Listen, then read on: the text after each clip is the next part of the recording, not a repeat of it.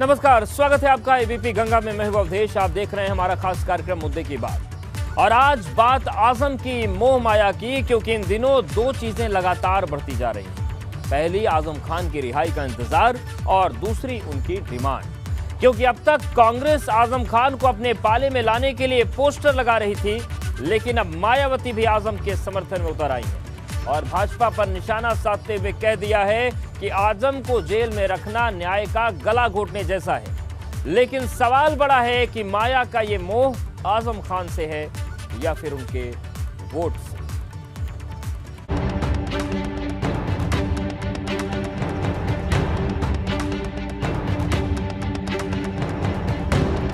आजम की demand high, अब मायावती मैदान में आई। आजम की मोह माया, सरकार पर साधा निशाना। मुस्लिम वोट की चाहत, कब मिलेगी आजम को राहत। 26 महीने से जेल में बंद आजम की रिहाई का इंतजार जितना लंबा हो रहा, राजनीतिक गलियारों में उनकी डिमांड उतनी ही बढ़ती जा रही। क्योंकि पहले कांग्रेस ने प्रयागराज की गलियों में आजम खान को लेकर पोस्टर लगाए और अब बसपा सुप्रीमो मायावती भी आजम खान के समर्थन में उतर आई हैं। क्योंकि मायावती ने आजम खान के समर्थन में ट्वीट कर सूबे की सरकार पर हमलों की छड़ी लगा दी। मायावती ने कहा कि मोहम्मद आजम खान को करीब 2.25 साल से जेल में बंद रखने का मामला काफी चर्चाओं में है, जो लोगों की नजर में न्याय का गला घोटना नहीं तो क्या है। हालांकि मायावती के निशाने के बाद भाजपा सांसद रामशंकर कठेरिया ने आजम पर सफाई दी और साफ साफ शब्दों में कह दिया कि उनकी पार्टी की आजम से कोई व्यक्तिगत दुश्मनी नहीं। आजम खान के विषय में पार्टी की स्पष्ट है कि जो कानूनी तौर पर उनके साथ जो भी प्रोसेस हुआ है, उसके अलावा कोई व्यक्तिगत रूप से आजम खान से कोई पार्टी की न दुश्मनी है न कोई विषय है। ये पहली बार है जब मायावती आजम खान के समर्थन में आई हैं, लेकिन जिस तरह से मायावती ने आजम का समर्थन कर सरकार पर निशाना साधा, उससे कई सवाल खड़े हो गए कि कहीं अब मायावती की नजर आजम खान के जरिए मुस्लिम वोट बैंक पर तो नहीं। 2024 के लोकसभा चुनाव से पहले यूपी में कोई नए सियासी समीकरण उभर कर सामने आ सकते हैं, इसकी चर्चा तो लंबे समय से है। लेकिन आज जिस तरीके से बीएसपी सुप्रीमो मायावती ने ट्वीट कर आजम खान के प्रति अपनी हमदर्दी जाहिर की है, उससे अब इस चर्चा को और बल मिला है। अब इस बात के संकेत और बढ़ते जा रहे हैं कि शायद 2024 के लोकसभा चुनाव से पहले उत्तर प्रदेश में कोई नया सियासी गठजोड़ देखने को मिले, जिसके केंद्र बिंदु में आजम खान हो सकते हैं, शिवपाल यादव हो सकते हैं और कुछ ऐसे लोग हो सकते हैं जो समाजवादी पार्टी से लगातार नाराज हैं। गौरतलब है कि जब से आजम खान का कुनबा अखिलेश यादव से बागी हुआ, तब से कई राजनीतिक दल आजम खान पर नजर टिकाए बैठे हैं। क्योंकि मायावती ने तो आजम खान के लिए सिर्फ ट्वीट किया, जबकि प्रसपा के अध्यक्ष शिवपाल यादव और कांग्रेस नेता प्रमोद कृष्णम आजम खान से जेल में जाकर मुलाकात तक कर आए हैं। पहचान थी समाजवादी, यही तो समाजवादी की पहचान थी। आपके साथ जा रहे हैं आजम खान, ये तो समय बताएगा, समय का इंतजार करिए। देखिए, आजम खान से मिलने के लिए मैं कोई रणनीति बनाने नहीं आया था, उनके हालचाल जानने आया था, उनकी सेहत की जानकारी लेने आया था। और मैं ऐसा मानता हूं कि उनके खिलाफ जुल्म हुआ है। काफ़ी देर उनसे बात हुई, उन्होंने मुझे खजूर खाने को दिए, मैंने उन्हें गीता भेंट की। मतलब आजम खान के लिए ऑफर ही ऑफर है। लेकिन मुद्दे की बात है कि आजम खान जेल से बाहर आएंगे तो किधर जाएंगे, क्योंकि आजम खान को मनाने के लिए अब अखिलेश ने भी पूरी ताकत लगा दी है। वो न सिर्फ आजम खान पर खुलकर बोल रहे, सरकार पर एक पक्ष को टारगेट करने का आरोप भी लगा रहे। मुझे उम्मीद है कि जिस तरीके से माननीय सुप्रीम कोर्ट और हाई कोर्ट में बहस चल रही है, बहस भी पूरी हो चुकी है, बहुत जल्दी आदरणीय आजम खान साहब बाहर आएंगे। और सरकार की लगातार ये कोशिश रही है कि उन पर इतना दबाव हो, कानूनी इतना शिकंजा रहे कि वो बाहर ना निकल पाएं। हमें उम्मीद है, समाजवादियों को और पूरी जनता को उम्मीद है कि उनके साथ न्याय होगा। आपको बता दें कि आजम खान 2019 से जेल में बंद है। उन पर 88 मुकदमे दर्ज हैं, जिनमें से 87 में उनको जमानत मिल चुकी है। लेकिन आखिरी केस उनकी रिहाई में रोड़ा बना है। लेकिन लंबे समय के बाद शुक्रवार को आजम खुली हवा में सांस लेते नजर आए। दरअसल आजम खान जल निगम भर्ती घोटाले में पेश होने के लिए लखनऊ सीबीआई कोर्ट पहुंचे थे। वहीं इन सबके बीच आजम खान के बेटे अब्दुल्ला आजम और पत्नी Tanzeen Fatima MP MLA court पहुंची, जहां अब्दुल्ला आजम ने 1 लाख का मुचलका भरा। दरअसल कोर्ट की सुनवाई में गैर हाजिर रहने पर अब्दुल्ला आजम के खिलाफ गैर जमानती वारंट जारी हुआ था, जिससे उन पर गिरफ्तारी की तलवार लटकी थी। आज न्यायालय में दोनों अब्दुल्ला आजम खान साहब और उनकी माता डॉक्टर तंजीन फातिमा दोनों लोग अपीयर हुए। हम लोगों ने एप्लीकेशंस लगाए और न्यायालय को उनके जो स्वास्थ्य के डॉक्यूमेंट्स थे वो बताए, मेडिकल हिस्ट्री बताई और रीजंस दिए कि कल जो था वो एग्जामिशन एप्लीकेशन लगी थी, कल भी लगी थी, तो ना कल पर्सनली अपीयर ना होने का क्या रीजंस था। कोर्ट ने दोनों पक्षों को सुनने के बाद वारंट जो है वो रिकॉल कर लिया। लेकिन जिस तरह से राजनीतिक दलों की उनमें दिलचस्पी बढ़ी है, उससे सवाल बड़ा हो गया कि आजम खान कब जेल से बाहर आएंगे और जब भी आएंगे तो किधर जाएंगे, क्योंकि आजम खान के दिमाग में क्या चल रहा है इसे कोई नहीं पढ़ पा रहा। Bureau report, ABP Ganga. और अब बात टूटेगा ज्ञान वापी के तहखाने का ताला, मूर्ति वाली बात सच या फसाना? क्योंकि आज कोर्ट ने मुस्लिम पक्ष को झटका देते हुए साफ कर दिया कि न कमिश्नर हटेगा और न सर्वे रुकेगा। कोर्ट ने 17 मई तक सर्वे और वीडियोग्राफी की पूरी रिपोर्ट मांगी है और साफ साफ शब्दों में कहा है कि अगर तहखाने में कोई ताला है तो उसे खोला जाए और अगर नहीं खुलता है तो उसे तोड़ा जाए। आदेश करेंगे तो उनको खुलवा के देखना। ताला खोल करके ताला तोड़ करके कमीशन कार्रवाई का आदेश मिल गया। हमेशा सत्य की जीत होती है। हर हर महादेव। ज्ञान वापी पर सर्वे रुकेगा नहीं, कमिश्नर हटेगा नहीं। ज्ञान वापी मस्जिद से लगा प्रत्येक भाग में यह कार्रवाई संपादित होगी। अदालत की फाइनल डेडलाइन, हंगामा किया तो होगा फाइन।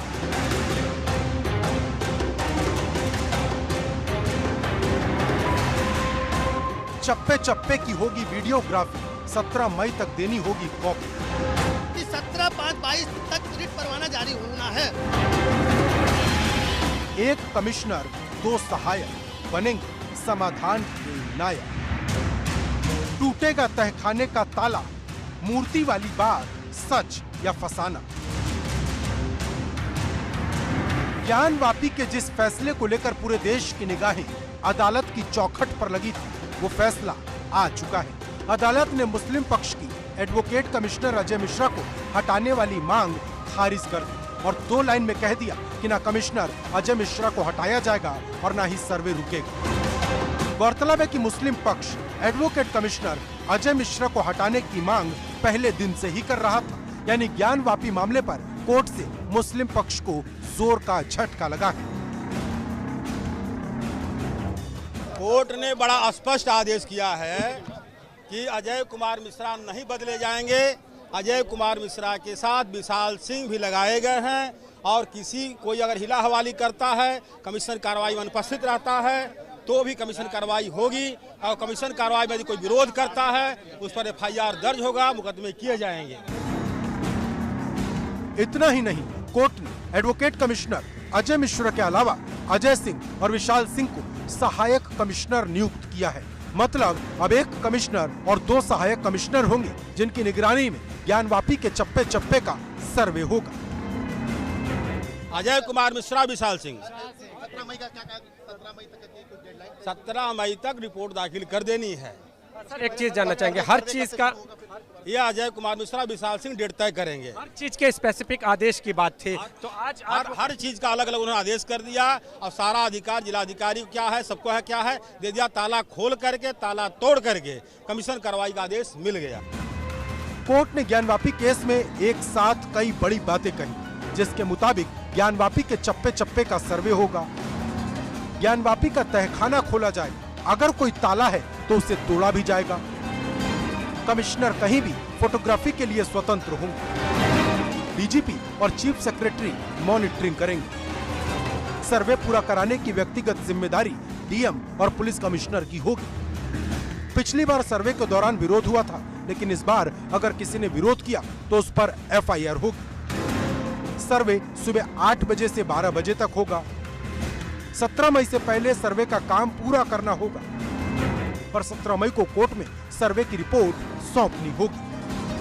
दोनों पक्ष, वादी और प्रतिवादी पक्ष के लोग मौजूद रहेंगे और कमीशन की कार्रवाई अब जो वकील कमिश्नर हैं, एडवोकेट कमिश्नर हैं, वो 2 वकील कमिश्नर अब होंगे। और इसके साथ ही आपको बता दें कि अब जो आज का आदेश है वो आ चुका है और साफ तौर पे जिन जिन बिंदुओं पर जो वादी पक्ष ने अपना पक्ष रखा था उस पर निर्णय हुआ है।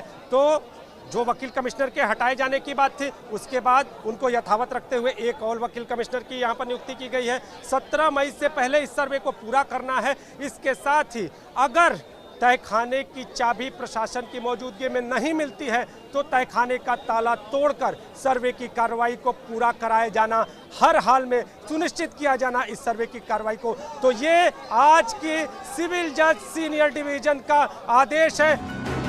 अब सबकी नजरें तहखाने पर होंगी, क्योंकि हिंदू पक्ष तहखाने के रहस्य से पर्दा उठाने की मांग कर रहा था और अब कोर्ट ने यह कह दिया कि अगर कोई ताला है तो उसे खोला जाए।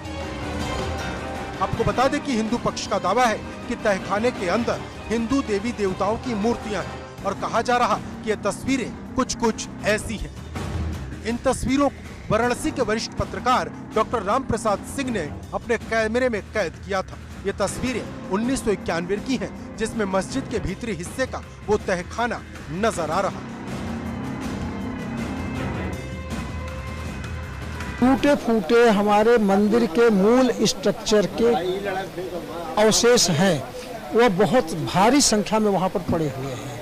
कुछ लंबे लंबे खंभे के पत्थर हैं, कुछ छोटे बड़े टुकड़े हैं और सबसे बड़ी बात यह है कि प्रमाण यह है कि उन पत्थरों पे जो भी कलाकृतियाँ बनी हैं वही कलाकृतियाँ अभी भी जो मंदिर का हमारा मूल स्ट्रक्चर है वो उसमें वर्तमान में दिखता है। आपको बता दें, ज्ञानवापी मस्जिद का विवाद श्रृंगार गौरी और देवी देवताओं की रोजाना पूजा अर्चना करने को लेकर है। 18 अगस्त 2021 को 5 महिलाएं ज्ञानवापी परिसर में श्रृंगार गौरी और दूसरे देवी देवताओं की रोजाना पूजा की इजाजत मांगते हुए कोर्ट पहुंच गयी थी। हमेशा सत्य की जीत होती है। हर हर महादेव। अब जीती है, आधी तो जीत ले गए हम लोग। कमीशन आगे बढ़ गया। कमीशन आज हम लोग की दूसरी जीत है। वहीं हिंदू पक्ष का दावा है कि ज्ञानवापी मस्जिद का निर्माण सन 1664 में मुगल शासक औरंगजेब ने करवाया था। मस्जिद के बनने से पहले यहाँ मंदिर हुआ करता था। अब सबकी नजरें सर्वे पर टिकी हैं, जो फिर से शुरू होगा और जब तहखाना खुलेगा तो उसमें क्या क्या निकलेगा, क्योंकि ज्ञानवापी का भविष्य क्या होगा इसका फैसला 17 मई तक हो सकता है। वाराणसी से नीतीश कुमार पांडे के साथ ब्यूरो रिपोर्ट, ABP गंगा। और अब बात कृष्ण जन्मभूमि पर 4 महीने के अल्टीमेटम की, क्योंकि ज्ञानवापी के बाद अब कृष्ण जन्मभूमि विवाद पर सुनवाई की मांग जोर पकड़ती जा रही है। आज हाईकोर्ट ने जल्द सुनवाई की एक याचिका पर निचली अदालत को आदेश दिया, जिसमें कहा कि इस मामले का निपटारा 4 महीने के भीतर कर दिया जाए, यानी इस केस को लटकाया न जाए। लेकिन सवाल बड़ा है कि जो मोहलत हाईकोर्ट ने मथुरा की अदालत को दी, क्या वो तय वक्त में सुनवाई कर पाए।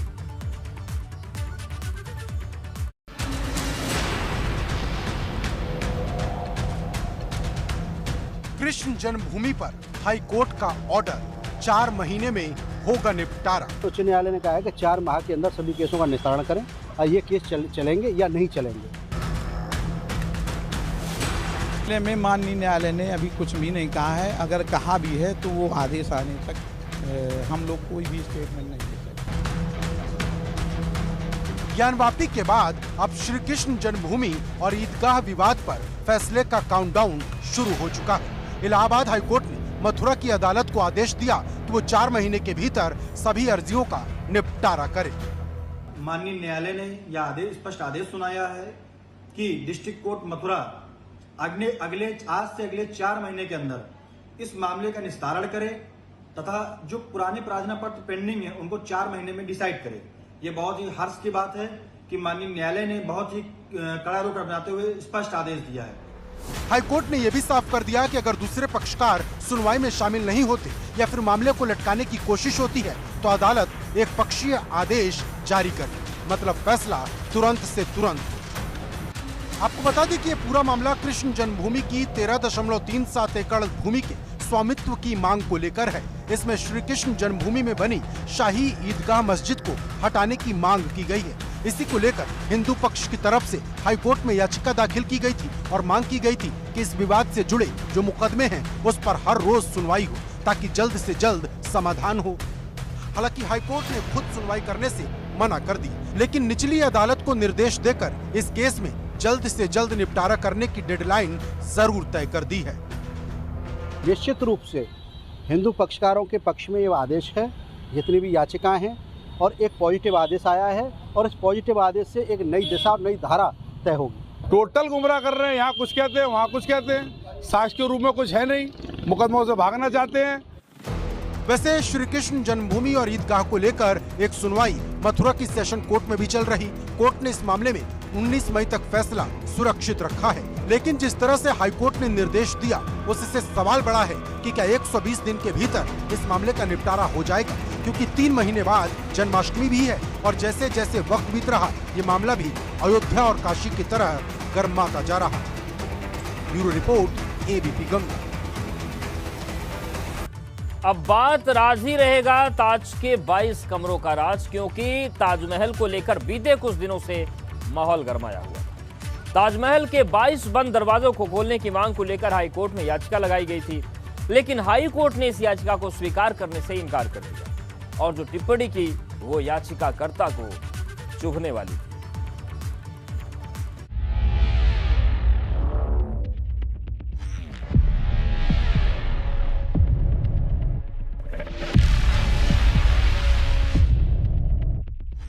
राज ही रहेगा ताज के 22 कमरों का राज।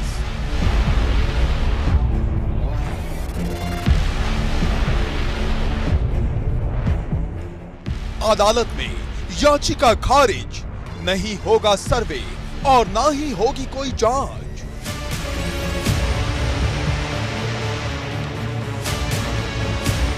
याचिकाकर्ता ने किया था ताजमहल के कमरों में मूर्तियों का दावा।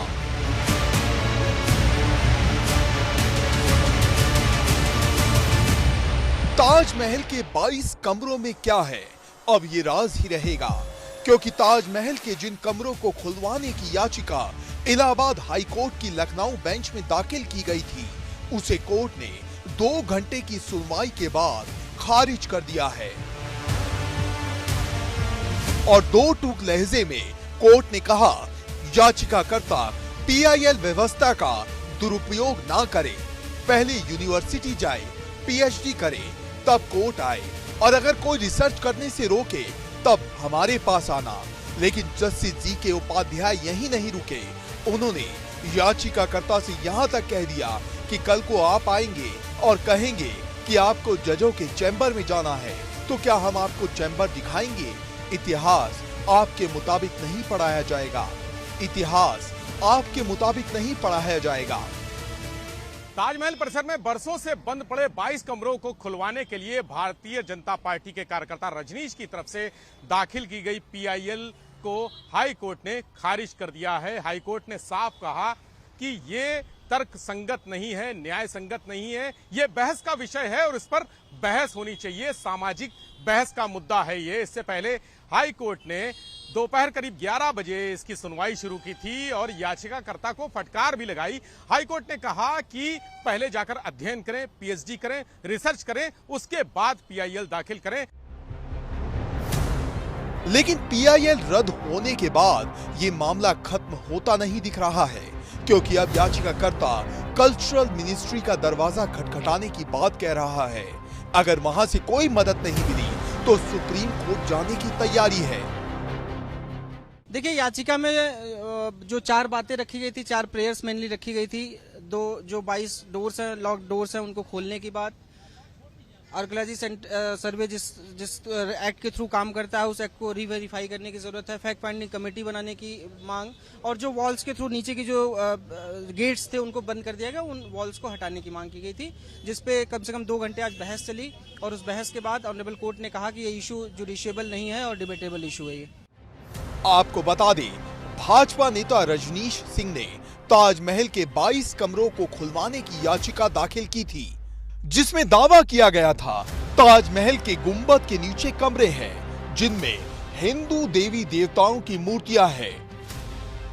कोर्ट में अंदर क्या हुआ मुझे जानकारी नहीं है, लेकिन याचिका खारिज हुई है, मुझे ऐसा वकील साहब ने बताया है। आपने क्या क्या तर्क रखे थे? मैंने सिर्फ बहुत सिंपल सा तर्क रखा था कि जो 22 कमरे सुरक्षा कारणों से बंद है उसको खोल दिया जाए। तो कोर्ट ने क्या कहा इस पर? कोर्ट ने जो तल्ख टिप्पणियां की थी उस पर मुझे नहीं जाना है। कोर्ट ने कहा कि आप नहीं खोलेंगे, जो भी रहा हो जजमेंट, कुल मिलाकर उन्होंने मेरी प्ली डिसमिस की है।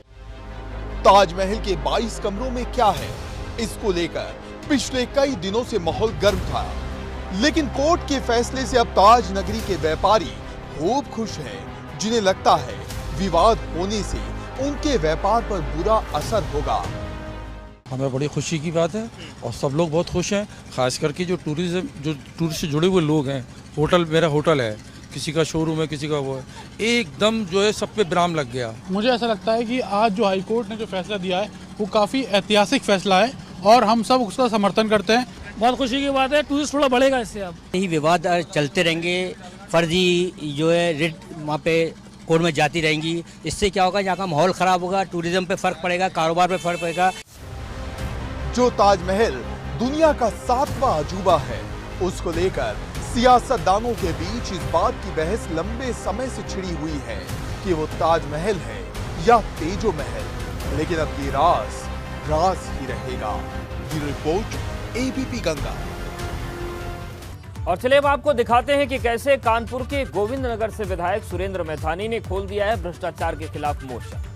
उनके निशाने पर हैं पीडब्ल्यूडी के 2 अधिशासी अभियंता, जिन पर उन्होंने कई तरह के गंभीर आरोप लगाए हैं, और मंडलायुक्त समेत जिलाधिकारी को शिकायती पत्र लिखा। तो मैंने पब्लिक के सामने भी उनसे कहा, मैंने कहा देखो सुधार लो। हमने कहा ऐसी आवश्यकता ना पड़े कि जिसमें हमको पत्र वगैरह लिखना पड़ा, लेकिन मुझे लगा कि ये बिल्कुल जैसे कुछ सुनने के लिए राजी नहीं है। तो मैंने कमिश्नर महोदय को मौखिक रूप से भी बोला, बैठक में भी बोला, और मैंने लिखित रूप से पत्र भी दे दिया कि मैंने कहा आप जांच करा लीजिए, जो पब्लिक ने आरोप लगाए हैं उनकी जांच करा लीजिए, तथ्यात्मक हो तो कड़ी कार्रवाई हो। इस तरह कानपुर के गोविंद नगर से भाजपा विधायक सुरेंद्र मैथानी ने अपनी ही सरकार में पीडब्ल्यूडी अधिकारियों के खिलाफ जुबानी मोर्चा खोल दिया है। विधायक का आरोप है लोक निर्माण विभाग कानपुर नगर के 2 इंजीनियर जमकर मनमानी कर रहे हैं। जाम मुक्त कार्डियोलॉजी तक एक सड़क का निर्माण 2 वर्ष पूर्व, लगभग 1.5 से 2 वर्ष पूर्व प्रारंभ हुआ, शिलान्यास हुआ, उसको भी रोक दिया गया। कई बार पब्लिक ने खड़े होकर के इन लोगों को भी बुलाया गया। पब्लिक इतनी कंप्लेंट करी, मैं जनता दरबार लगाता हूं रोज, और पब्लिक ने बिल्कुल जब गले के ऊपर कर दिया तो मैंने इनको 1-2 बार चेतावनी दी। मैंने कहा कौन से अधिकारी हैं जिनको चेतावनी दी? SP ओझा है और शर्मा है, ये 2 अधिशासी अभियंता हैं पीडब्ल्यूडी के। इस तरह के गंभीर इल्जाम लगाते हुए मैथानी ने दावा किया कि उन्होंने अधिकारियों के ऐसे ही कामकाज का मुआयना किया जिनकी क्वालिटी में कमी पाई गई। पब्लिक ने जो दिया है उसमें हमको दिया है कि सड़कें, शनेश्वर मंदिर की सड़क है, ये इनके नगर निगम के द्वारा बनाई जा रही है, इसमें भी वही हाल इन्होंने किया। ये तो पीडब्ल्यूडी से नहीं मतलब, लेकिन नगर निगम, वो भी मैंने लिख करके दिया है। बड़ी चौड़ी सड़क जो जा रही है उसमें जो पब्लिक ने लिखा कि पहले गड्ढे थे वो थे, और केवल गड्ढे को पाट के पूरी सड़क का इन्होंने भुगतान लिया। कहीं भुगतान के नाम से मतलब जितना काम नहीं हुआ उससे ज़्यादा कंपनी को भुगतान दे दिया।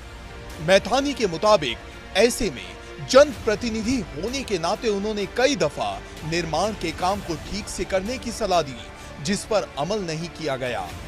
सुरेंद्र मैथानी भारतीय जनता पार्टी के विधायक हैं, जनता के हित के मुद्दों को उठाने के लिए जाने जाते हैं और अपनी सरकार के अधिकारियों पर ही सवाल इसलिए उठा रहे हैं क्योंकि जनता इनके पास आई, परेशान हाल जनता ने ही कहा कि भ्रष्टाचार हुआ है, गुणवत्ता परक काम होना चाहिए था, वो भी नहीं हुआ है। पत्र लिखा है मंडलायुक्त को और उम्मीद जता रहे हैं कि जो पत्र लिखा है शिकायत का निस्तारण भी होगा, नहीं तो शासन में और मुख्यमंत्री तक ये मामला जरूर ले जाएंगे।